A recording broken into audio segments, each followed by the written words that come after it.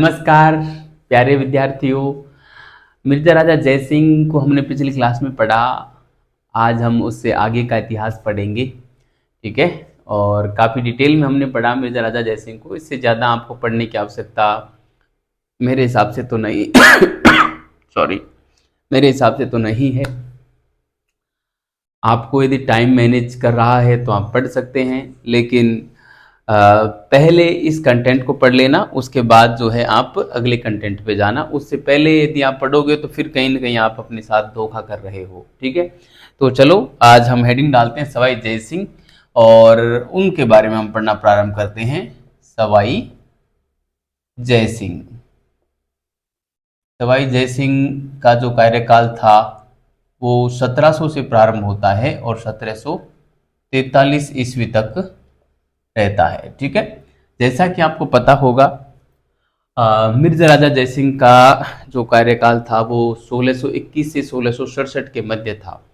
फिर 1667 से और 1700 तक इस दरमियान कौन शासक रहे, तो मैं आपको बताऊं। इस दरमियान सॉरी मिर्जा राजा जयसिंह का पुत्र था राम सिंह।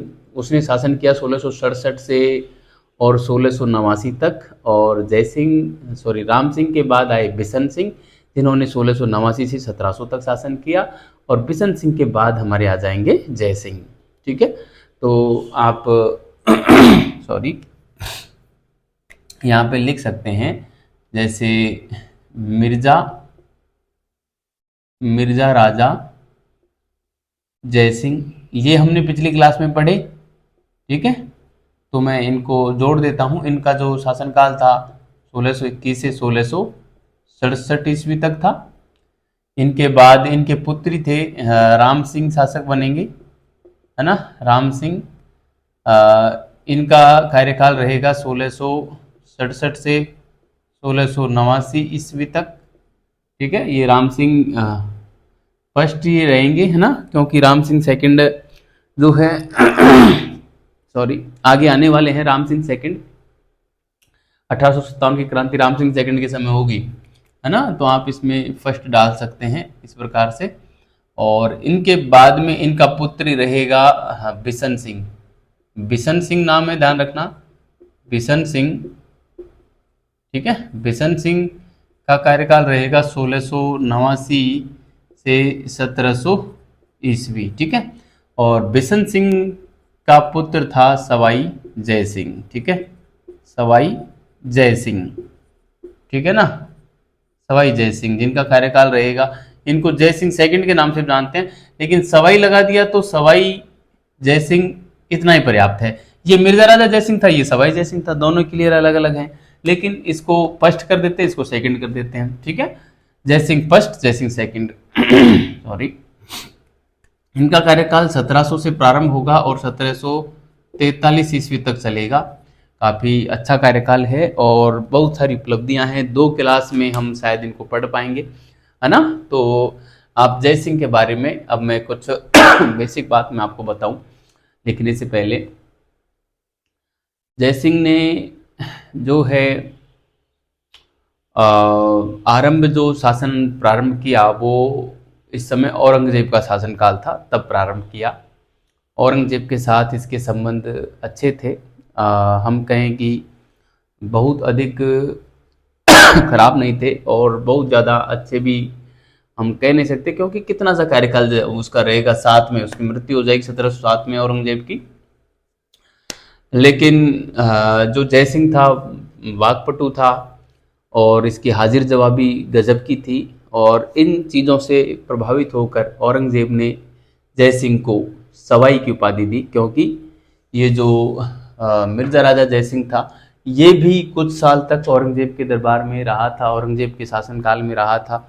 और आपको पता होगा पुरंदर की संधि शिवाजी के साथ इसी ने की थी, है ना। औरंगजेब ने ही भेजा था इसको, और फिर औरंगजेब के काल में ये हुए। तो औरंगजेब ने पाया कि ये जो जय सिंह सेकेंड था, ये जय सिंह फर्स्ट से अधिक वाकपटु था, इसकी हाजिर जवाबी अच्छी थी।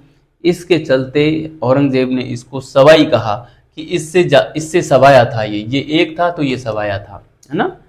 तो इसलिए इनको सवाई की उपाधि दी। और जो है मराठों के खिलाफ दक्षिण भारत अभियान पर इनको भेजा था। बस जयसिंह सॉरी औरंगजेब के काल के संबंध में और सवाई जयसिंह की बस ये दो इफेक्ट मिलते हैं। पहला तो ये कि इनको औरंगजेब के द्वारा सवाई की उपाधि दी गई, और दूसरा ये कि इन्होंने मराठों के खिलाफ दक्षिणी भारत का अभियान औरंगजेब के काल में किया था। बस दो इफेक्ट हैं। उसके बाद औरंगजेब की डेथ हो जाती है। ठीक है, तो ये बात को मैं यहाँ पे लिख देता हूँ और फिर हम देखेंगे आगे की कहानी। एक बात और मैं बताऊँ आपको, ये एक ऐसा राजपूत शासक था जिसने सर्वाधिक मुगल बादशाहों का शासनकाल देखा था। ठीक है कहते हैं कि क्या इस दौरान हम देखें तो मुगल बादशाह लगभग औरंगजेब के बाद में बहादुर शाह, फिर आ जाएंगे हमारे जहांदार शाह, फिर आ जाएंगे फर्रुखसियर, फिर रफ़ीउद्दौला, रफ़ीउद्दौला, फिर आ जाएंगे मोहम्मद शाह रंगीला। तो कितने शासक हो गए देखो, औरंगजेब, फिर बहादुर शाह, फिर आ जाएंगे हमारे जहांदार शाह, फिर आ जाएंगे फर्रुखसियर, है ना, रफ़ीउद्दौला और मोहम्मद शाह रंगीला। 7 शासकों का शासनकाल इन्होंने देखा है इस दरमियान, है ना। तो हम एक बात लिखेंगे कि सवाई जयसिंह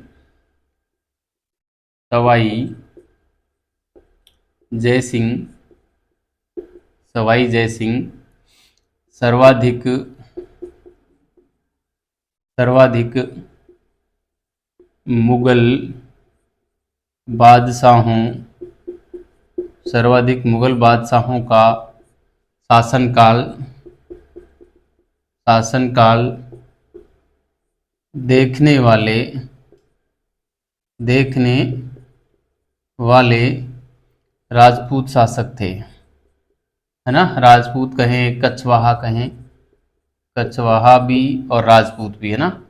राजपूत या कछवाहा शासक थे, है ना। मतलब जयपुर के भी थे और संपूर्ण राजपूताने के भी थे। मतलब इस समय देखो शासनकाल तो दूसरी जगह भी किसी का तो रहा ही है और मुगलों के शासक वही रहे हैं, लेकिन किसी का शासनकाल बीच में खत्म हो गया, किसी शासक का बीच में खत्म हो गया। इनका शासनकाल कुछ इस प्रकार से चला कि इन्होंने कुल 7 बादशाहों का शासनकाल देखा। सर्वाधिक का मतलब 7 बादशाह, है ना, 7 बादशाह। अभी मैंने आपको बोल के नाम सुनाए हैं, उनके नाम आप क्रम से लिख लेना यदि लिखना चाहो तो।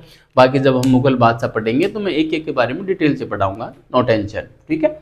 लेकिन जो विद्यार्थी केवल मेरी राजस्थान की ही क्लास देखना चाहते हैं, इंडियन हिस्ट्री नहीं देखें, तो वो भले ही लिख सकते हैं। यहाँ पे 7 के नाम मैं अभी बोल के सुना दिया था, उसको आप फिर से वीडियो को बैक लेके पॉज करके लिख देना, ठीक है। तो अब देखिए, एक बात तो ये हो गई। दूसरी बात मैं लिखूंगा, औरंगजेब ने इनकी वाकपटुता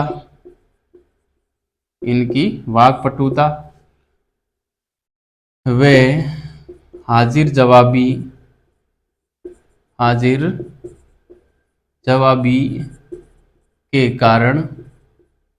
जवाबी के कारण इनको सवाई की उपाधि प्रदान की थी। सवाई की उपाधि प्रदान की थी, ठीक है। सवाई की उपाधि प्रदान की थी। बहुत बार पूछा गया सवाल है कि सवाई जयसिंह को सवाई की उपाधि किसने दी थी और मिर्जा राजा जयसिंह को मिर्जा की उपाधि किसने दी थी।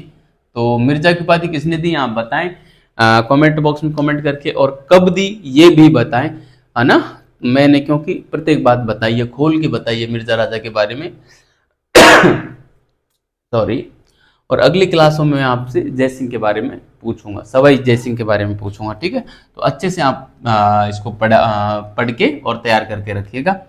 अब देखो, एक बात और मैं जयसिंह के बारे में सवाई जयसिंह की औरंगजेब से समझ बता देता हूँ कि औरंगजेब ने जयसिंह को, अब मैं यहाँ पे पूरा नाम नहीं लिखूंगा, जयसिंह का मतलब आप जयसिंह सेकंड ही समझना, ठीक है, मैं जयसिंह ही लिखूंगा। औरंगजेब ने जयसिंह सेकंड को मराठों के विरुद्ध, मराठों के विरुद्ध अभियान पर भेजा, अभियान पर भेजा, ठीक है। तो एक ये बात भी आप ध्यान रखना, और अभियान में कोई बहुत विशेष सफलता मिली नहीं मिली इस प्रकार का जिक्र यहाँ पे नहीं मिलता है, ठीक है। तो ये औरंगजेब से संबंधित तो ये ये मामला हो जाता है। अब औरंगजेब की मृत्यु के बाद जो उत्तराधिकारी युद्ध हुआ था उसमें जयसिंह ने आजम का साथ दिया, जबकि विजय मुअज्जम की हुई, और मुअज्जम बहादुर शाह फर्स्ट के नाम से शासक बना, मुगल बादशाह बना। जब मुअज्जम फर्स्ट बहादुर शाह फर्स्ट के नाम से शासक बना, सॉरी मुअज्जम बहादुर शाह फर्स्ट के नाम से शासक बना, तो चूंकि औरंगजेब ने उसका विरोध किया था उत्तराधिकारी युद्ध में, तो सॉरी जयसिंह ने उसका उत्तराधिकारी युद्ध में विरोध किया था, इसलिए जयसिंह से आमेर की जो रियासत थी उसको छीन लिया, आमेर का शासन इससे छीन लिया और इसी के भाई विजय सिंह को सौंप दिया। तो इस प्रकार से जयसिंह सत्ता से विहीन हो गया।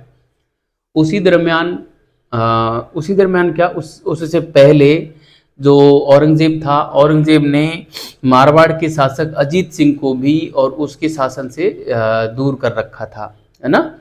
तो इस प्रकार से अजीत सिंह भी मुगल बादशाह से परेशान था और जयसिंह भी मुगल बादशाह से परेशान था, जिसके चलते दोनों ने मिलकर मेवाड़ के शासक अमर सिंह सेकंड से जाके एक समझौता किया और उनसे कहा कि आप जो है हमें हमारा राज्य वापस दिलवाने में हमारी सहायता कीजिए। ये बात जाके जयसिंह ने और रखी मेवाड़ शासक महाराणा अमर सिंह सेकंड से। देवारी नामक स्थान पर सॉरी इनके बीच में एक समझौता होता है 1708 ईस्वी में। देवारी समझौता मैंने पहले पढ़ाया है, आपको बताया है, शॉर्ट में बताया था, संधि नहीं, शर्त नहीं लिखवाई थी। तो उस समझौते में दो शर्तें प्रमुख रूप से रखी गई। पहली ये कि मेवाड़ का अमर सिंह सेकंड जयसिंह को आमेर दिलवाने में सहायता करेगा और अजीत सिंह को मारवाड़ दिलवाने में सहायता करेगा।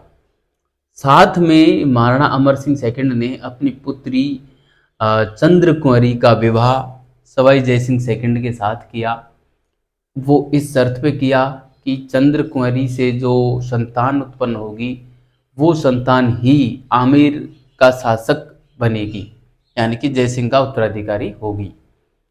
और उसके चलते वो विवाह संपन्न हुआ सॉरी चंद्र कुंवरी के साथ जयसिंह सेकंड का विवाह हुआ और आगे चलकर उससे एक संतान भी उत्पन्न हुई, ईश्वरी सिंह और सॉरी माधो सिंह, और फिर माधो सिंह शासक भी बने। शासक बनेगा क्या, फिर ये एक विवाद का कारण बनेगा, क्योंकि जयसिंह सेकंड का ज्येष्ठ पुत्र ईश्वरी सिंह था, वो अपने शासन का वास्तविक हकदार था, लेकिन इस देवरी समझौते के तहत माधो सिंह का जन्म हुआ और इस प्रकार से इस समझौते के तहत माधो सिंह राज्य का हकदार था।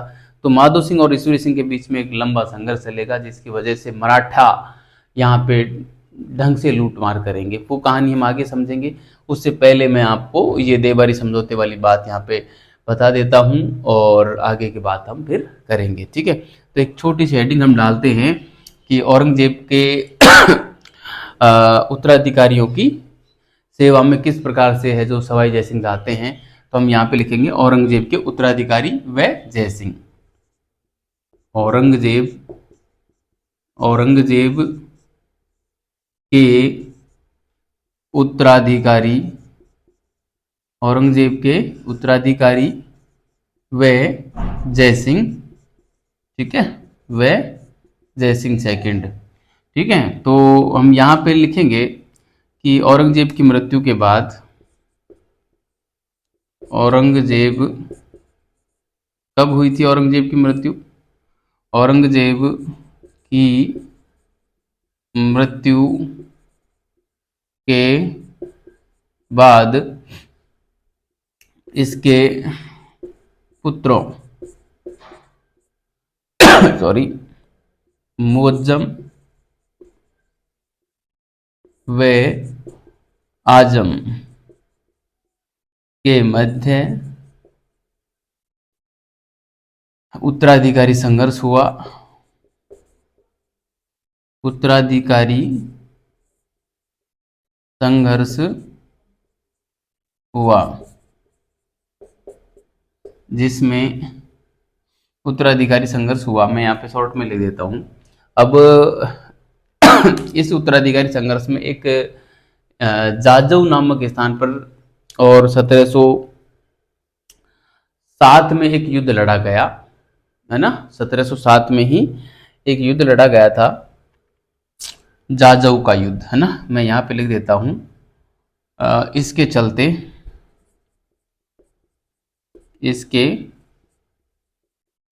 चलते जाजऊ का युद्ध, ये उत्तर प्रदेश में पड़ता है जाजऊ, ना। कहाँ पड़ता है? यूपी में पड़ता है ना। जाजऊ का युद्ध कब हुआ? 1707 में हुआ। जाजऊ का युद्ध इन दोनों के मध्य लड़ा गया, मुअज्जम व है ना आजम, इन दोनों के मध्य लड़ा गया, जिसमें आजम का पक्ष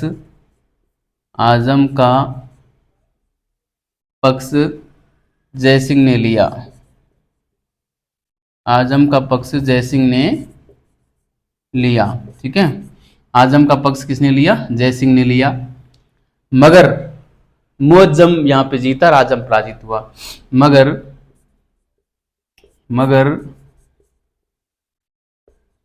मुअज्जम जीता व आजम पराजित हुआ, ठीक है। और मुअज्जम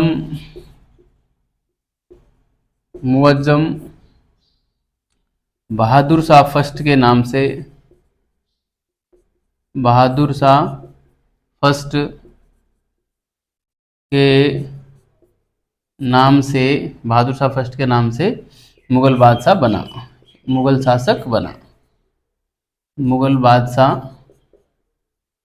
बना, ठीक है। अब देखो, बहादुर शाह फर्स्ट के नाम से मुअज्जम मुगल बादशाह बना। जैसे ही मुगल बादशाह बना, जयसिंह से आमिर का राज्य छीन लिया। क्यों? क्योंकि जयसिंह ने इसका विरोध किया था। शासक बनते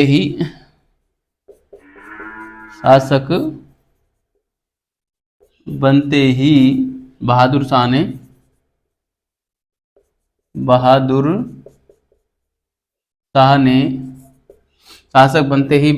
ने जयसिंह से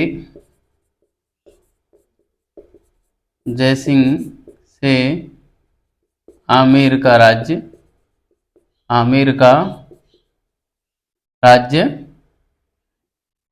राज्य छीन लिया। वे जयसिंह के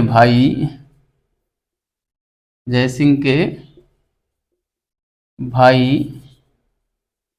विजय सिंह को सौंपकर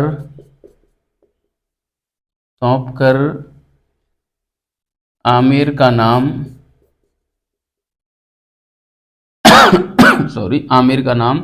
मोमिनाबाद रखा। ये पूछते हैं, ध्यान रखना, मोमिनाबाद रखा कि आमिर का नाम क्या रखा, मोमिनाबाद रखा, किसने रखा, कब रखा, है ना। फिर शासक किसको बनाया, इस प्रकार से प्रत्येक फैक्ट पूछते हैं। आप ये हमेशा ध्यान रखना, किसी भी शहर का या राज्य का, रियासत का नाम बदला गया हो तो किसने बदला, कब बदला और क्या नाम रखा, ये सवाल आपको विशेष रूप से याद रखना है, क्योंकि अक्सर ऐसा सवाल एग्जाम में पूछा जाता रहा है। आज भी ट्रेंड में है, पहले भी ट्रेंडिंग में रहता था, ठीक है। तो ये बात आपको बढ़िया तरीके से याद रखनी है, ठीक है। अब यहाँ से जयसिंह जो है मारवाड़ शासक अजीत सिंह के साथ मिलकर और मेवाड़ के महाराणा अमर सिंह सेकंड से जाके देवबारी में एक समझौता करेंगे। 1708 में वो देवबारी समझौता होगा। तो मैं देवबारी समझौते की ओर गमन करता हूँ। इसको मैं मिटा रहा हूँ, आप इसको उतारें, ठीक है। और मैं आता हूँ देवबारी समझौते की हेडिंग डालता हूँ, ठीक है। आपने इसको उतार लिया होगा और ये पूरी कहानी आपको बढ़िया तरीके से समझ में आ रही होगी। ये बात मैं पहले बता चुका हूँ आपको। ये इनके प्रकार कहीं न कहीं आपको जो है पहले की किसी क्लास में मैंने जाजव का युद्ध का भी जिक्र किया और देवबारी समझौते का भी जिक्र मैं कर चुका हूँ, है ना। और मुझे लगता है जब मैंने गुहिल राजवंश पढ़ाया था तब मैंने इस समझौते की बात पहले की हुई है, ठीक है। तो फिर भी मैं यहाँ पे डिटेल में करवाऊँगा। देवबारी समझौता हम इनकी शर्तें भी लिखेंगे। पहले हमने शर्तें नहीं लिखी थी, बोल के ही बताया था। देवबारी समझौता 1708 में होता है, ठीक है। तो इसमें हम लिखेंगे सॉरी, सवाई जय सिंह तथा अजीत सिंह। क्या लिखेंगे इसमें, देखो यहाँ से हम लिखना प्रारंभ करते हैं। जय सिंह ही मैं लिखता हूँ, सवाई मैं नहीं लिखूंगा। जय सिंह वे मारवाड़ शासक अजीत सिंह, ये वही अजीत सिंह हैं जिनकी जान औरंगजेब से दुर्गादास राठौड़ ने बचाई थी और बाद में दुर्गादास राठौड़ को इन्होंने देश निकाला दे दिया था। अजीत सिंह, जय सिंह व मारवाड़ शासक अजीत सिंह दोनों ने मिलकर मेवाड़ महाराणा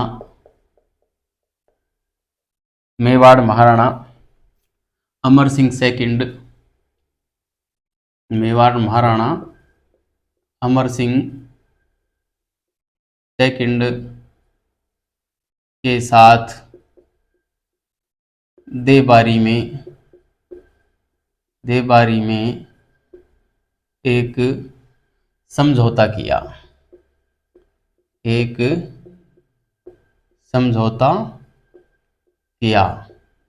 जिसके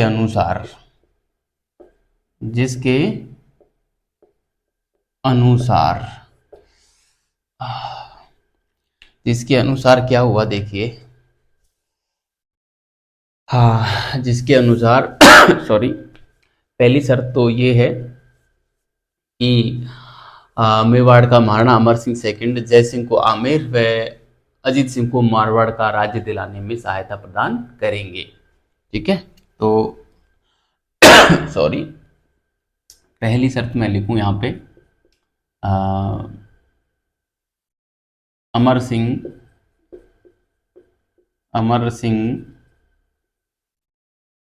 जय सिंह को आमेर व अजीत सिंह को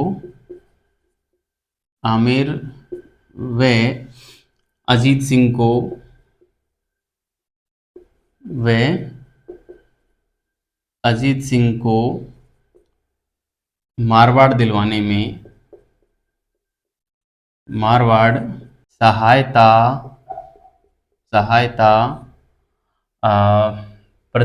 में सहायता प्रदान करेंगे, ठीक है। एक शर्त तो ये हो गई कि अमर सिंह जय सिंह को आमेर व अजीत सिंह को मारवाड़ दिलाने में सहायता प्रदान करेंगे, ठीक है। आप यहाँ पे एक कॉमा लगा सकते हैं। दूसरी शर्त ये थी कि दूसरी शर्त क्या थी कि अमर सिंह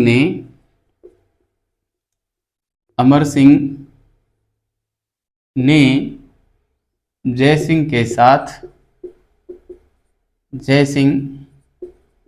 के साथ अपनी पुत्री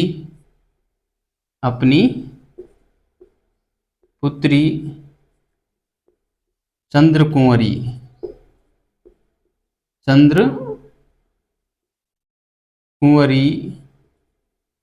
का विवाह किया,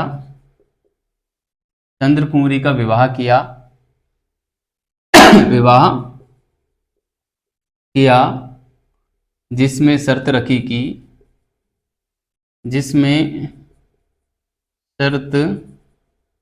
रखी कि इससे उत्पन्न संतान ही इससे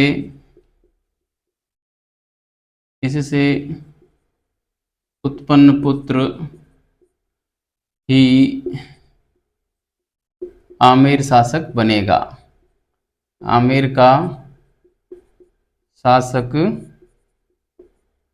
बनेगा। ठीक है, ये शर्त रखी और सॉरी, इस प्रकार से जो है ये समझौता संपन्न होता है, देबारी समझौता। और देबारी समझौते के अकॉर्डिंग एक आगे सांभर का युद्ध होता है 1709 में, जिसमें मेवाड़, मारवाड़ व आमेर से सवाई जयसिंह और मेवाड़ से अमर सिंह सेकंड और मारवाड़ से अजीत सिंह, तीनों मिलकर मुगल सेना को पराजित करते हैं और अपने अपने राज्य प्राप्त करते हैं। ठीक है, तो मैं यहाँ पे डाल देता हूँ सॉरी, सांभर का युद्ध, हेडिंग डाल दीजिए आप, सांभर का युद्ध। ठीक है, ये लड़ा जाएगा 1709 ईस्वी में। ठीक है, तो किस किस के बीच लड़ा जाएगा मैं आपको बताऊं। सांभर का युद्ध, तो इसमें एक तो आ जाएंगे हमारे दो पक्ष जो होंगे ना, उसमें एक रहेगा, जैसे एक तो जय सिंह होंगे, जय सिंह, एक होंगे अजीत सिंह और एक होंगे हमारे अमर सिंह सेकंड। ठीक है, अमर सिंह सेकंड होंगे, है ना, वर्सेज। इनके विरोध में सामने कौन है, मुगल सेना है ना, मुगल सेना प्लस विजय सिंह है, विजय सिंह, आमेर का शासक विजय सिंह, है ना, आमेर का शासक है विजय सिंह, है ना, इसका जय सिंह का भाई विजय सिंह है। इनके बीच में हुआ था ये जीतते हैं, ये पराजित होते हैं। जय सिंह विजय सिंह को कैद करके जयगढ़ के दुर्ग में जो है कैद करके रखता है। ठीक है, तो हम यहाँ पे लिखेंगे यह पक्ष पराजित हुआ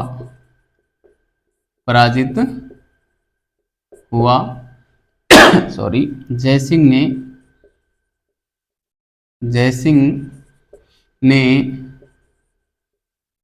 विजय सिंह को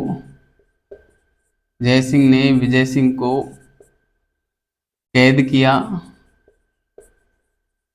जय सिंह ने विजय सिंह को कैद किया तथा जयगढ़ दुर्ग में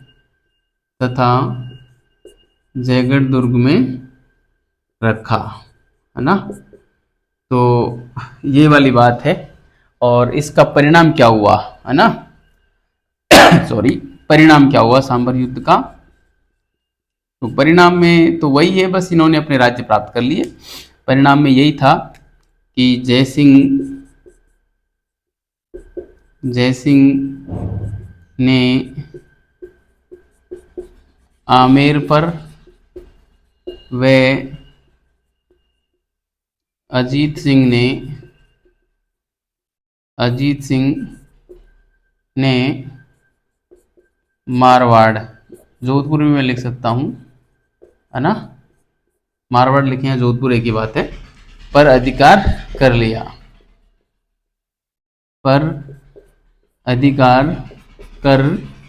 लिया।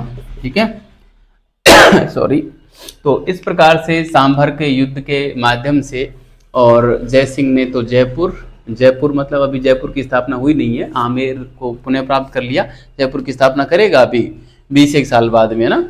अभी जैसे 1707 में तो जाजव का युद्ध हुआ, 1727 में जय सिंह जो है जयपुर बसाएगा, अभी जयपुर बसा नहीं है।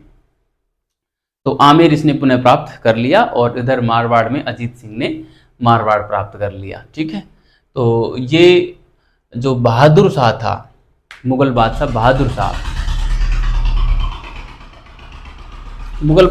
शाह के समय जय सिंह के काल की ये घटना थी। ठीक है, इसके बाद हम पढ़ते हैं जहांदार शाह को। ठीक है, जहांदार शाह के साथ जयसिंह के जो संबंध थे काफ़ी अच्छे थे। शायद बाहर से आवाज़ आ रही होगी आपको, है ना? कोई ना, ये अभी पूरी हो जाएगी, रुक जाएगी आवाज़, है ना? जयसिंह के जो जहांदार शाह के साथ जो संबंध थे बड़े मधुर थे, और जयसिंह के कहने पर जहांदार शाह ने जजिया कर पर रोक लगा दी थी। बस इतनी सी बात है, और जहांदार शाह के संबंध में ज़्यादा कोई बात मिलती नहीं है। ठीक है, तो मैं यहाँ पे लिखूंगा जयसिंह व जहांदार शाह, है ना? या मैं लिख दूँ जहांदार शाह, जहांदार शाह व जयसिंह, जहांदार शाह व जयसिंह। जहांदार शाह कौन है? ये बहादुर शाह फर्स्ट जो शासक बना था ना, उसका उत्तराधिकारी है। 712 में जहांदार शाह की मृत्यु हो जाती है, और उसके बाद 712 में 1712 में जहांदार शाह शासक बनता है, जो कि करीब 8-9 महीने 10 महीने रहता है। उसके बाद 713 में ये हट जाएगा जहांदार शाह, और उसकी जगह फर्रुखसियर शासक बनेगा, जो कि 1719 तक रहेगा। फिर 1719 में रफीउद्दौला और रफीउद्दौला बनेंगे, और फिर 1719 के अंत में जाते जाते मोहम्मद शाह रंगीला शासक बन जाएगा। ठीक है, इस प्रकार से ये शासक बनते हैं। तो जहांदार शाह और जयसिंह के संबंध में एक ही बात है कि जयसिंह के इसके साथ जयसिंह के संबंध मधुर थे, है ना? इसके साथ जयसिंह के संबंध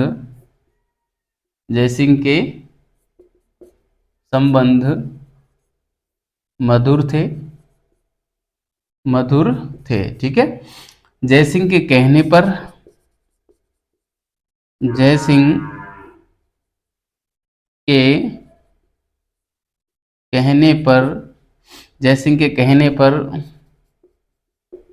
जहांदार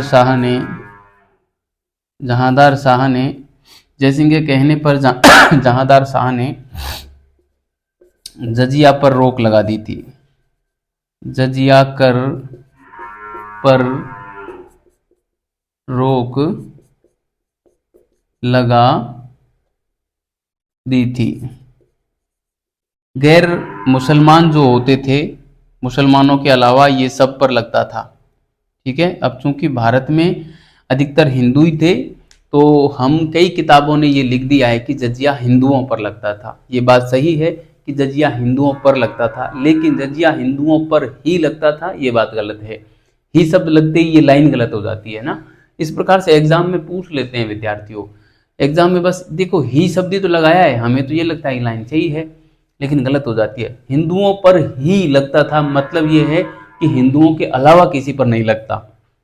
और हिंदुओं पर लगता था, बात तो सही है कि हिंदुओं पर लगता था। सवाल ये आए कि जजिया ईसाइयों पर लगता था, बिल्कुल लगता था। जजिया बौद्धों पर लगता था, बिल्कुल लगता था। लेकिन ये आए कि जजिया बौद्धों पर ही लगता था, तो गलत हो जाएगा।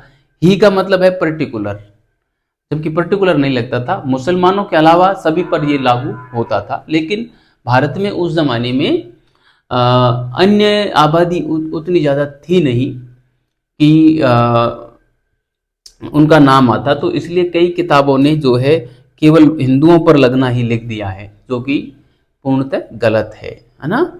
क्योंकि मुसलमानों के अलावा ये सब पर लगता था, बस इतना सा फंडा था। लेकिन इसको इसने बंद कर दिया था जहांदार शाह ने। ठीक है, अब जहांदार शाह के बाद फर्रुखसियर को हम पढ़ेंगे। फर्रुखसियर का काफ़ी बड़ा यहाँ पे काम रहेगा जयसिंह के साथ में, वो हम सारा पढ़ते हैं, क्योंकि मराठों का आक्रमण होगा यहाँ पे, और मालवा की सूबेदारी जयसिंह को मिलेगी, और यहाँ पे पिलसुद का युद्ध होगा जिसमें जयसिंह जीतेगा और मराठों को खदेड़ देगा। फिर जाटों का विद्रोह होगा, जाट विद्रोह का दमन भी करेगा जयसिंह। वो सारी बात हम यहाँ पे पढ़ने वाले हैं, तो मैं इसको मिटा रहा हूँ, आप इसको उतारें, और हम आते हैं फिर अगली स्लाइड पे, और जो है अच्छे से हम इसको पढ़ते हैं। ठीक है, आपको ये पूरी कहानी अच्छे से समझ में आ रही होगी विद्यार्थियों, क्योंकि मैं कोई भी फैक्ट है उसको कहानी फॉर्मेट में और आपके साथ साझा करना ज़्यादा मुनासिब समझता हूँ। क्योंकि जब मैं फैक्ट रखूँगा ना, तो सवाल तो वहाँ से भी बाहर नहीं जाने दूंगा, इतना मुझे विश्वास है। लेकिन आपको ऐसा लगेगा कि सर फैक्ट इफेक्ट बता रहे हैं, कंसेप्ट बता ही नहीं रहे, है ना। और कुछ लोग ये कमेंट करते हैं कि सर आप थ्योरी ज़्यादा पढ़ाते हो, फैक्ट कम है। मैं कह रहा हूँ कि जितने मैं फैक्ट दे रहा हूँ उतने फैक्ट आपको यूट्यूब पे या किसी अन्य संस्थान में कोई उपलब्ध नहीं करवाएंगे। उपलब्ध करवाएंगे तो वो 8-10 हज़ार रुपये लेंगे, फिर आप यकीन मानना कि इतनी क्वालिटी वो भी नहीं देंगे। मैं एरर लेस क्वालिटी दे रहा हूँ और मुझे अपनी गलती स्वीकार करने में भी कोई हर्ज नहीं होता। जो भी मेरे को बताता है कि सर आपने ये गलती की है, देखो इंसान है, गलतियां हो जाती हैं। जब आप 1 घंटे तक बिना देखे बोलते हो ना, तो आप कितनी तैयारी करके क्यों ना आओ, कुछ ना कुछ फैक्ट तो दिमाग से निकल जाता है। या कई बार हम बोल रहे होते हैं जय सिंह और बोलना होता है जहांदार सा, हो जाता है स्वाभाविक और पूरी अर्थ का अनर्थ हो जाता है ना। ऐसा हुआ है कई बार, हम 1853 लिखना होता है 1863 लिख देते हैं, ऐसा हुआ है मेरे से एक बार, है ना। तो इस प्रकार से गलती हो जाती है। एक बार मुझे ऋग्वेद पर भाष्य लिखाना था, स्वामी दयानंद सरस्वती लिखाना था, स्वामी विवेकानंद लिखा दिया, वो गलत हो गया था। तो कहने का मतलब ये है कि मैंने इन सारी गलतियों को जो मेरे से हुई से हर्ष स्वीकारा है कि बिल्कुल मेरे से गलती हुई है, दूसरे दिन आके मैंने सुधरवा दिया, क्या दिक्कत है। तो इस प्रकार से मैं ये कह सकता हूं कि मैं एकदम त्रुटि रहित मैटर आप तक भेज रहा हूं, आपको लगभग किसी प्रकार की त्रुटि इसमें देखने को नहीं मिलेगी, ठीक है। फिर भी यदि आपको ऐसा कोई विवाद नजर आए कि सर आपने तो ये लिखवाया है और किताबें ये लिख रही हैं, या अन्य कोई कहीं से भी आपने कोई कंटेंट पढ़ा है तो उसमें ये लिखा है, तो आप सहर्ष मेरे को भेज सकते हैं। मैं ऑथेंटिक पुस्तकों से उसको क्रॉस वेरीफाई करके और आपको वो बताऊंगा जो हम हाई कोर्ट में उसका रेफरेंस दे सकते हैं कि इसका सही जवाब ये होगा, यदि आरपीएससी भी हमारे सवाल से अलग मानती है तो, ठीक है। इसलिए आप निश्चिंत होके और आप पढ़ें, और कहीं भी विवाद की स्थिति दिखे तो आप मुझे बता सकते हैं। वैसे तो मैं खुद बढ़िया तरीके से क्रॉस वेरीफाई करके तब ही यहाँ पे उपस्थित होता हूँ, किसी प्रकार की गलती की संभावना नहीं रहती। ये जरूर है कि बोलने में और लिखने में कुछ त्रुटि मेरे से हो जाए, वो एक अलग बात है, बाकी कंटेंट में कोई त्रुटि मैं नहीं रखता हूँ, ठीक है। क्योंकि ऑथेंटिक सोर्सेज का इस्तेमाल करता हूँ, मैंने आपको बताया भी है कि किन किन पुस्तकों का मैं सहारा ले रहा हूँ ठीक है। तो चलो अब हम डालते हैं फर्रुख सियर व सवाई जय सिंह। फर्रुख सियर व सवाई जय सिंह, ठीक है। फर्रुख सियर व सवाई जय सिंह, इनको हम पढ़ेंगे। इसमें फर्रुख सियर के समय जो है मालवा की सूबेदारी जय सिंह को दी जाती है 1713 में, और 1715 में जय सिंह मालवा में जो मराठों का आक्रमण हो रहा था उसके विरोध में, और जो है मराठों से एक युद्ध लड़ता है, पिलसुद का युद्ध, जिसमें कान्होजी, भोंसले व मल्हार राव नहीं थे, कान्होजी भोंसले व खांडे राव, इन दोनों को पराजित करते हैं। और मराठों का जो मालवा में जो हस्तक्षेप था, जो लगातार विद्रोह हो रहे थे, उनको वो वहाँ से समाप्त करते हैं। या मैं ये सीधी भाषा में कहूँ तो मराठों का मालवा में जो विद्रोह हो रहा था उसको शांत करते हैं, ठीक है। तो ये बात हम यहाँ पे लिखते हैं और आगे की बात करते हैं फिर, ठीक है। तो हम यहाँ पे लिखेंगे फर्रुख सियर जय सिंह को मालवा की सूबेदारी देता है, प्रथम सूबेदारी, ठीक है। तो एक छोटी सी हेडिंग में और डाल सकता हूँ यहाँ पे, अलग कलर के पेन का इस्तेमाल कर लेता हूँ। एक नंबर पे जय सिंह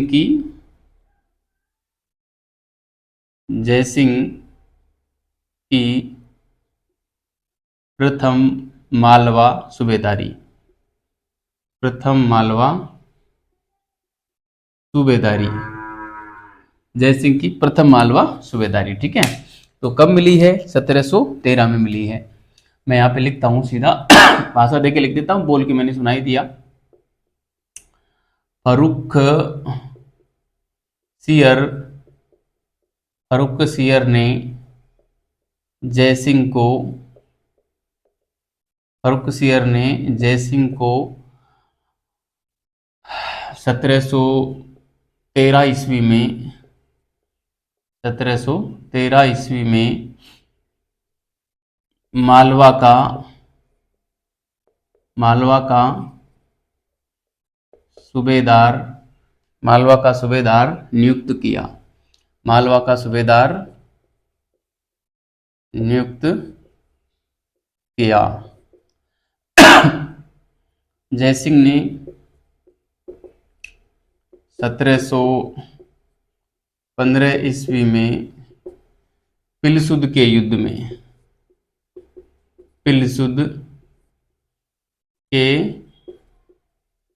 युद्ध में मराठा सरदार कान्होजी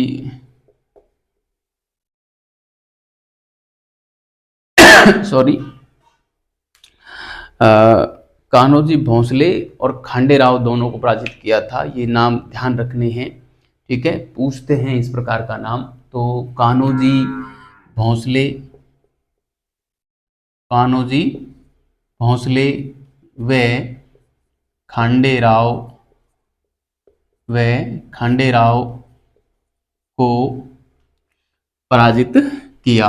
खांडेराव को पराजित कर मालवा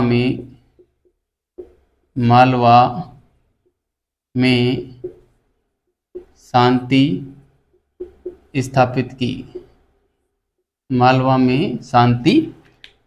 की। ठीक है, तो इस प्रकार से जो है मालवा में शांति स्थापित करते हैं सवाई जयसिंह। और इसी समय 1715 की बात है ये, 1715 में ही राजस्थान के पूर्वी हिस्से, जहाँ पे धौलपुर भरतपुर वाला क्षेत्र है और पास में मथुरा और हाथरस आगरा वगैरह वाला क्षेत्र हैं, यहाँ पे जाटों का विद्रोह लगातार हो रहा था। तो फर्रुखसियर ने और जयसिंह से कहा कि आप अब इन जाटों के विद्रोह का दमन कीजिए।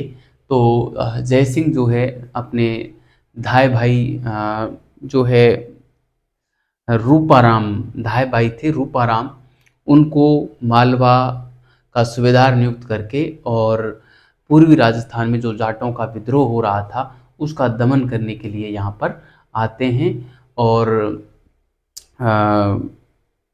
चूड़ामन इस समय जाटों का नेता था, चूड़ामन, जिसको भरतपुर में जो थून का किला है, उस थून के किले में चारों ओर से घेर के और जो है जाट विद्रोह का दमन कर लेते हैं। ठीक है, लेकिन 1719 में जब फर्रुखसियर की मृत्यु होती है तो चूड़ामन पुनः विद्रोह कर देता है और फिर मुगल बादशाह बनते हैं, रफीदुर्जात बनते हैं, रफीउद्दौला बनते हैं। 3-3, 4-4 महीने का उनका शासनकाल रहा और 1719 में ही वो सल्ट गए। एक टीबी की बीमारी से मर गया तो एक पेचिस की बीमारी से मर गया। उसके बाद जो है रोशन अख्तर शासक बनते हैं, जिनका जो उपाधि थी वो मोहम्मद शाह के नाम से शासक बनते हैं। रंगीला उनको इसलिए कहा जाता था कि वो सुंदर युवतियों के प्रति एक आकर्षक रुझान रखते थे। ठीक है, सुरा और सुंदरी में डूबे रहते थे, रसिक प्रेमी शासक थे, इसलिए उनको रंगीला कहा जाता है। वैसे ये सारी बातें हम मुगल काल जब हम पढ़ेंगे तो बड़े ही इंटरेस्टिंग तरीके से पढ़ेंगे, बहुत आनंद आने वाला है वहाँ पे, क्योंकि इन शासकों की करतूतें कुछ ऐसी थी। इसको घृणित कायर कहा जाता था फर्रुखसियर को, बहादुर शाह फर्स्ट को शाहे बेखबर कहा जाता था, जिसको शासन की कोई खबर ही नहीं थी, है ना।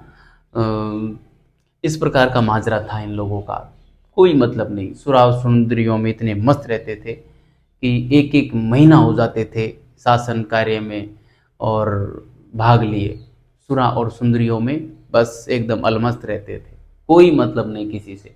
इस प्रकार का माजरा था इन लोगों का। चलो, यहाँ तक कि मैंने बात की, आगे की बात हम और लिखते हैं।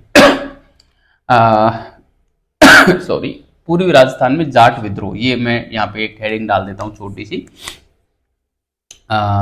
जाट विद्रोह का दमन, इस प्रकार से डाल देते हैं ना, जाट विद्रोह का दमन। ठीक है, जाट विद्रोह का दमन।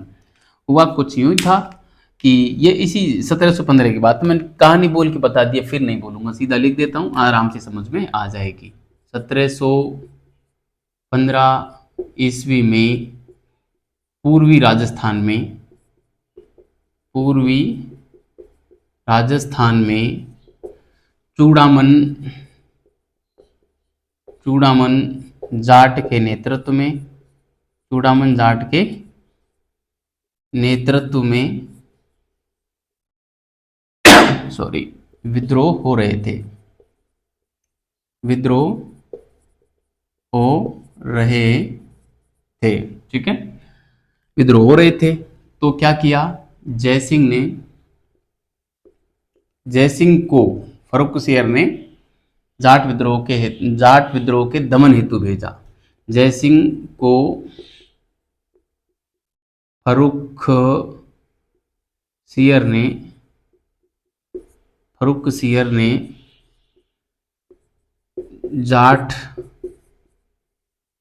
विद्रोह के दमन हेतु भेजा, दमन हेतु भेजा, ठीक है। जयसिंह मालवा का, मालवा की जिम्मेदारी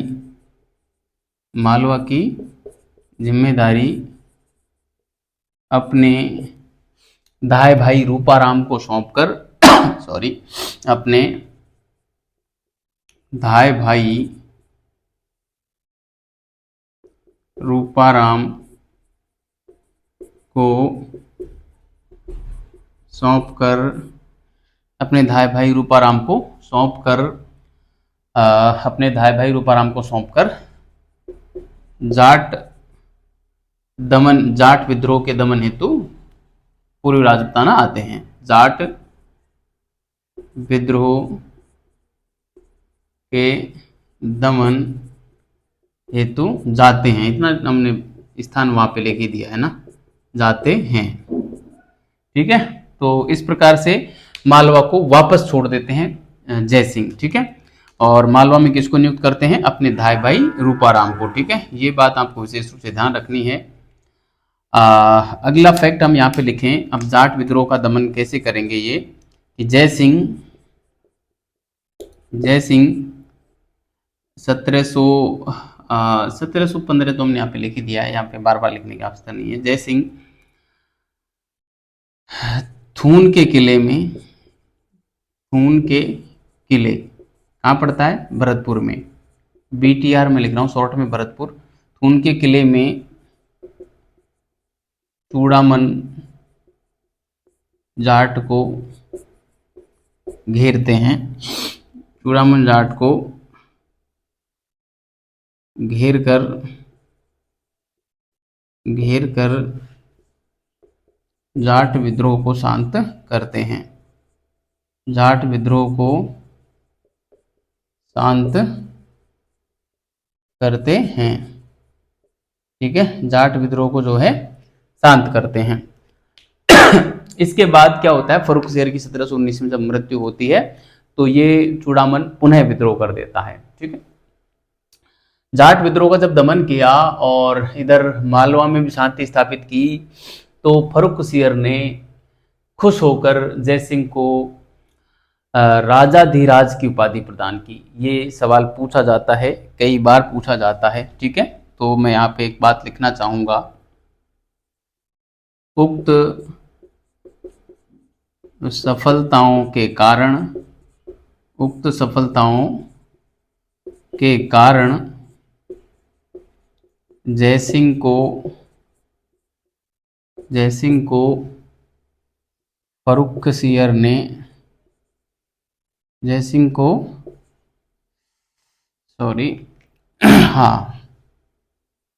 फर्रुखसिंह ने,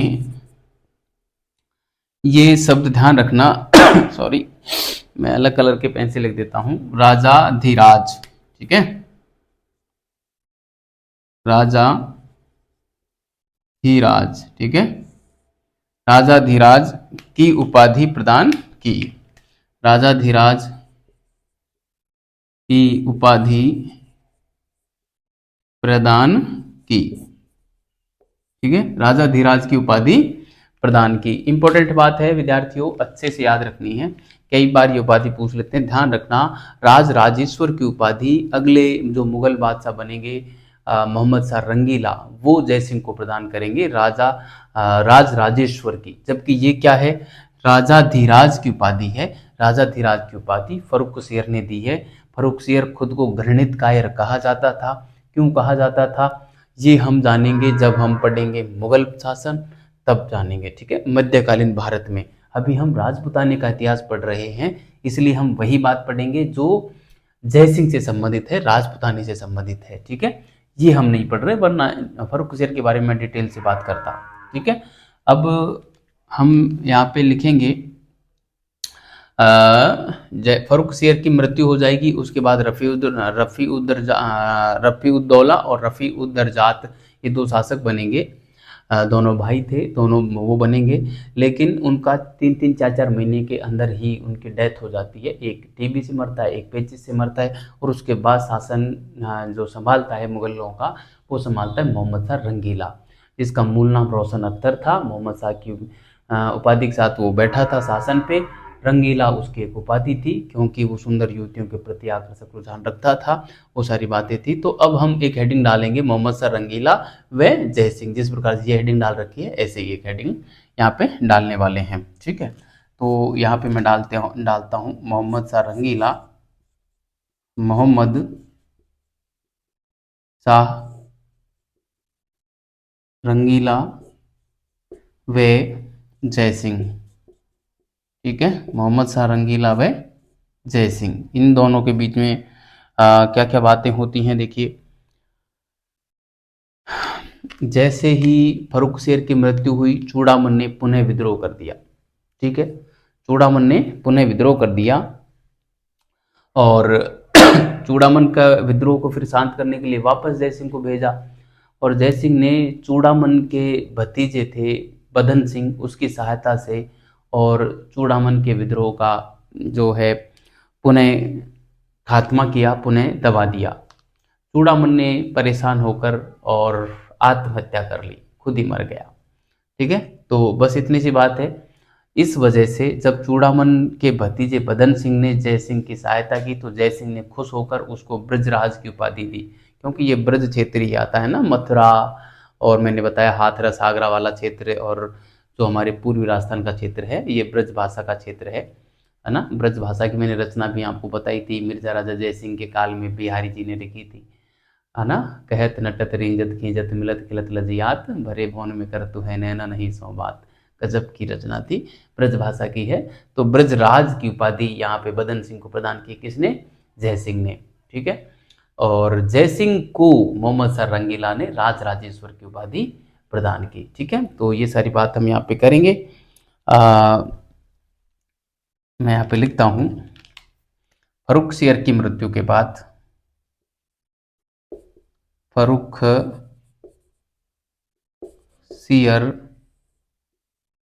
की मृत्यु के बाद, ठीक है, मृत्यु के बाद, ये बाद है, के बाद, ये 1719 में मृत्यु हुई थी। ठीक है, फर्रुखसियर की मृत्यु के बाद चूड़ामन ने पुनः विद्रोह किया, पुनः विद्रोह किया सॉरी, पुनः विद्रोह किया। मोहम्मद शाह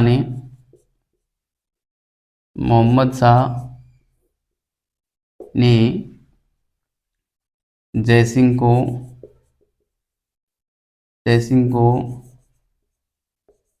विद्रोह दमन हेतु भेजा, विद्रोह दमन हेतु भेजा। ठीक है, विद्रोह दमन हेतु भेजा। बदन सिंह चूड़ामन के भतीजे सॉरी, चूड़ामन के भतीजे बदन सिंह की सहायता से बदन सिंह की सहायता से चूड़ामन के भतीजे बदन सिंह की सहायता से जय सिंह ने चूड़ामन का दमन किया। चूड़ामन का दमन कर दिया। परेशान होकर चूड़ामन ने आत्महत्या कर ली। परेशान तो क्या हुआ, ये खुद परेशानी कर रहा था। परेशान होकर चूड़ामन ने आत्महत्या कर ली।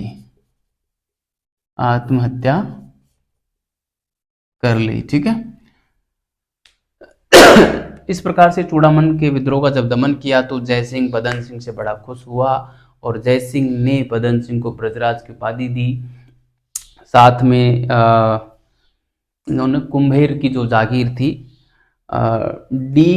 डीग भरतपुर वाली और कुम्भेर, ये 2 जागीरें बदन सिंह को जो है यहाँ पे प्रदान की थी और ब्रजराज की उपाधि दी थी। ठीक है। जय सिंह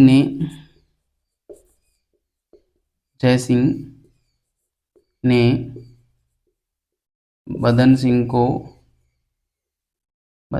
को डीग भरतपुर डीग और कुम्हेर है ना, डीग व कुम्हेर ये दोनों ही भरतपुर में हैं। कुम्हेर की जागीर व ब्रजराज, ये पूछते हैं, ध्यान रखना, ब्रजराज की उपाधि प्रदान की। ठीक है। वहीं मैं आगे लिख सकता हूं, वहीं मोहम्मद शाह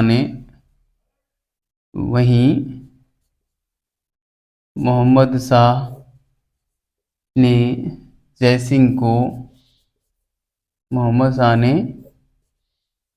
सिंह को राज राजेश्वर की उपाधि प्रदान की। जय सिंह को राज राजेश्वर की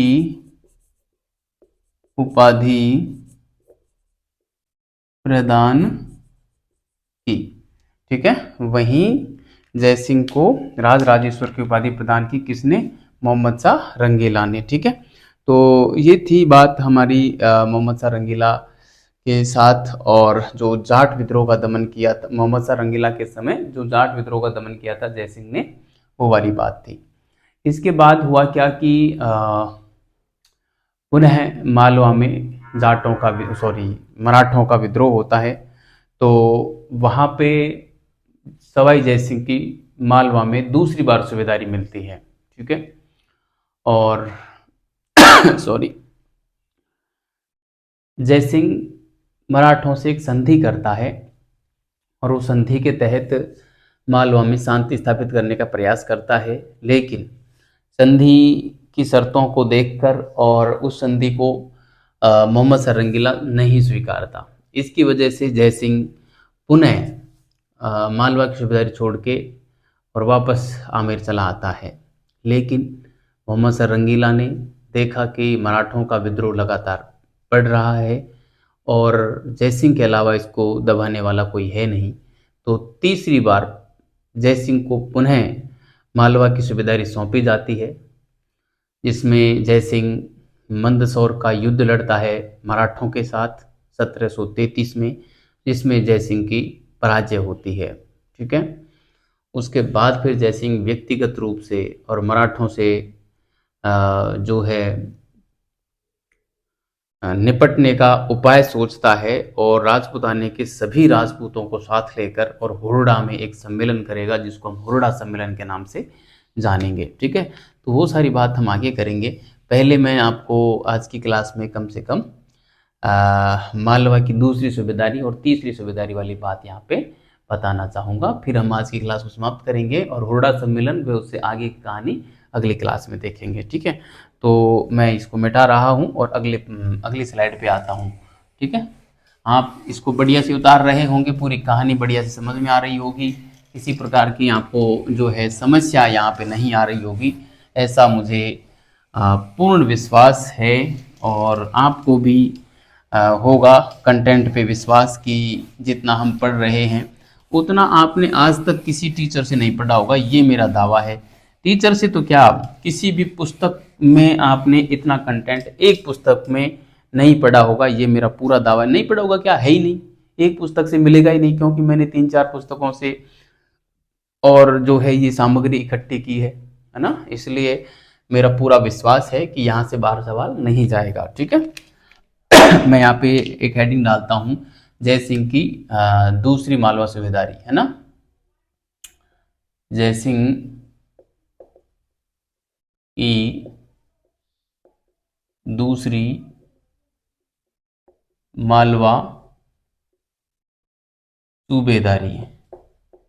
ठीक है, जय सिंह की दूसरी मालवा सूबेदारी, ये 1730 की बात है, 1730 ईस्वी, है ना। अब यहाँ पे बंगस खां सूबेदार था मालवा का, उसको हटा के और जय सिंह को नियुक्त किया। तो जय सिंह ने जो है मराठों से संधि कर ली, जिसके तहत ये था कि मराठे मालवा में लूटमार नहीं करेंगे और उसके बदले मराठा जो सरदार थे साहू जी, उसके पुत्र को और 10 लाख वार्षिक आय वाली जागीर दे दी जाएगी, है ना, जिसके बदले ये लूटमार नहीं करेंगे। ठीक है, तो ये बात हम यहाँ पे लिख देते हैं। ठीक है, चलो बात क्या होती है देखो। मोहम्मद शाह ने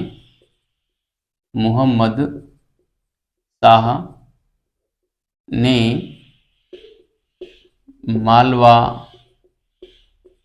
सूबेदार बंगस खां को हटाकर, बंगस खां, ये नाम ध्यान रखना कि किसको हटाकर और जय सिंह को नियुक्त किया, तो बंगस खां को हटाकर, है ना।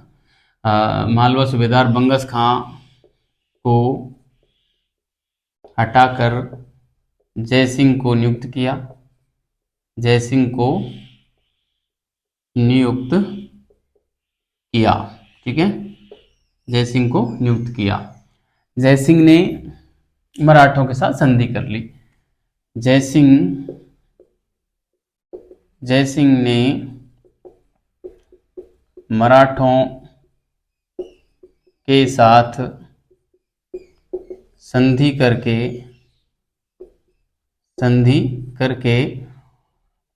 जय सिंह ने मराठों के साथ संधि करके शांति स्थापित करने का प्रयास किया, शांति स्थापित करने का प्रयास किया, है ना। अब इस संधि में क्या शर्तें रखी इसने, संधि की शर्तों में बात करूं तो एक शर्त तो ये थी कि मराठे मालवा में विद्रोह नहीं करेंगे, मराठे मालवा में विद्रोह नहीं करेंगे। ठीक है, मराठे मालवा में विद्रोह नहीं करेंगे। और दूसरी प्रमुख शर्त जो थी वो ये थी कि जय सिंह जो है वो मराठा सरदार साहू जी के पुत्र थे कुशल राज को 10 लाख रुपए वार्षिक आय वाली जागीर सौंप देंगे। ठीक है, लेकिन इस शर्त को जो है, इन शर्तों को मोहम्मद शाह रंगीला स्वीकार नहीं करता है। इस वजह से सवाई जय सिंह नाराज होकर आमेर लौट आता है। तो दूसरी शर्त क्या थी, मराठा सरदार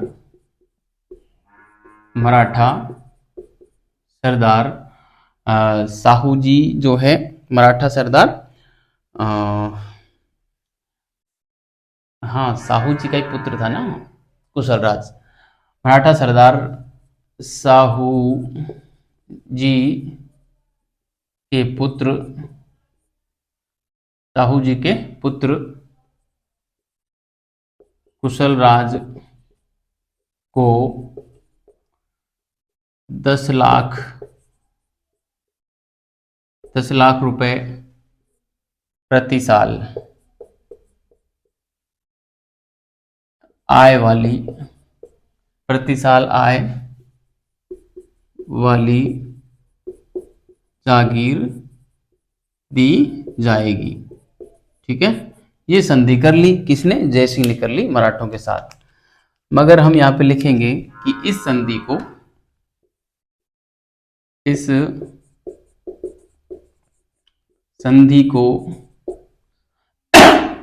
मोहम्मद शाह ने अस्वीकार कर दिया। इस संधि को मोहम्मद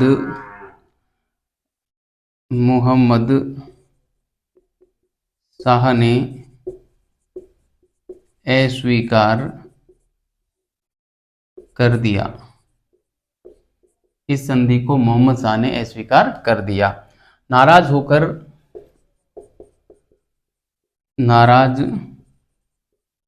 होकर जयसिंह ने मालवा की सूबेदारी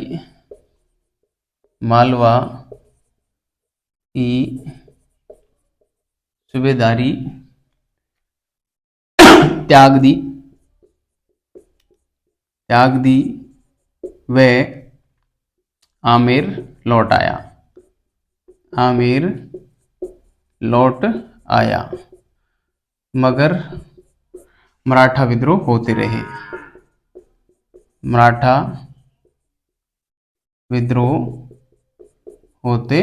रहे। ठीक है,